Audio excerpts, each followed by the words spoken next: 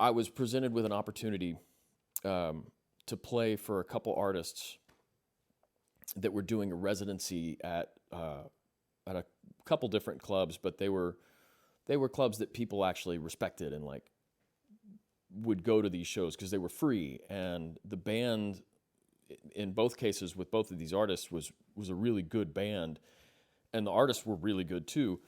And so people would kind of come in droves to these things. And so we found ways to just make it really fun. And that translated to everyone that was there, which was usually a full house.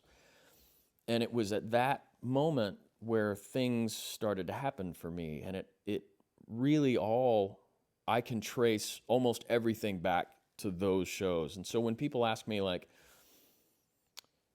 how do I break in, even live or studio?